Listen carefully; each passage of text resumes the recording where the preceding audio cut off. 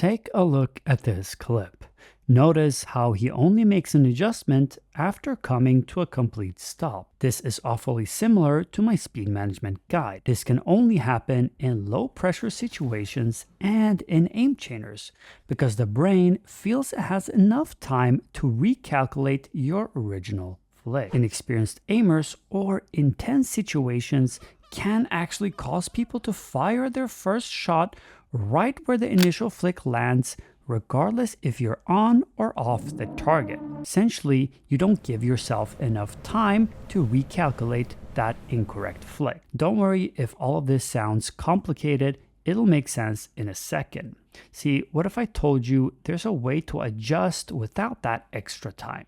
We just have to understand how flicks work. Even with high-end monitors and advanced setups, your eyes do not see clearly while moving. The blur you experience is completely natural and happens anytime you shift your gaze. I want you to try this right now. Look around your room, find something at the corner of your eye, and then move your focus towards it. You'll notice a brief transition period from peripheral to foveal vision. The same thing happens when aiming. Your brain maps a pathway towards the target using peripheral vision. The issue is that your peripherals only see a large and blurry shape, not the fine detail we need it to be. That is why you miss your initial flick. Your brain overly relies on those rough peripheral pathways instead of a transition from peripheral to foveal vision that should occur during the flick. For you, incorrectly, this transition only starts at the end of a completed flick. This delay creates an abrupt halt and a long correction afterwards. Your eyes only gain the detail needed for precise adjustments once the hand movement stops. Because that transition comes late, your brain must now pause to recalculate your path. By the time it does this, the target may actually already have moved. So focus on adjusting in the middle of your flick and not towards the end. Because you're not reacting late, your eyes are simply late to engage. The main goals of this is to reduce reliance on peripheral-only pathways, eliminate abrupt halts and long microcorrections, flick with clear intent and accuracy instead of chasing raw instinct through hand speed. Two techniques to solve this. Firstly, begin adjusting in the middle of your flick instead of at the end of your mouse movement to avoid abrupt halts. You can imagine that the initial flick does not exist and focus only on hitting micro adjustments. Secondly, look at the bot before or during mouse movement. This engages your eyes earlier and allows you to correct the path while moving rather than after. If you're struggling with precision and you're often shooting right by the target or the edges, focus on clicking the dead center of the bot. This encourages fine adjustments that are often required in game. There's another factor that matters just as much as this, which is stress.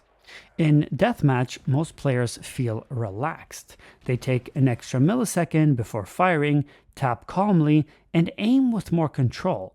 Yet, in competitive matches, stress changes behaviors. Players fire early, rush their shots, and rely more on instinct than aim. This shows that stress alters your response.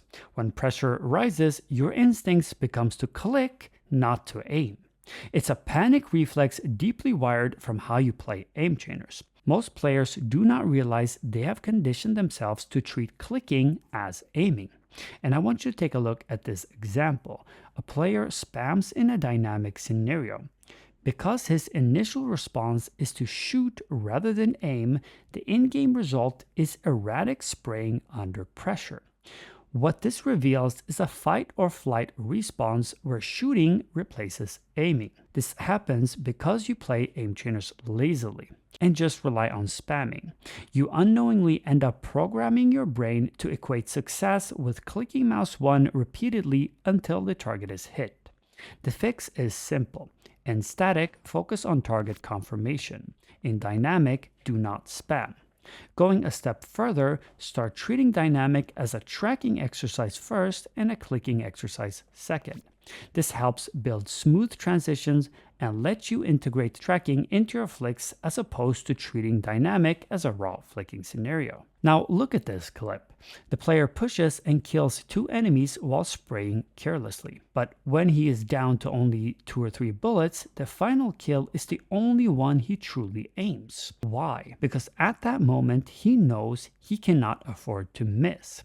That mindset of careful, intentional, and focused aim is what you need even when you have a full magazine. To solve this, in-game, load up a solo queue game and make your goal to use movement to buy you time and target read to aim. Here you can see good examples of him using movement to create time. And here you can see a bad example where movement actually messes things up for him. While focusing on movement, focus on reading the target's movements rather than just reacting to it. This is called target reading, actually focusing on the target and not just relying on instincts.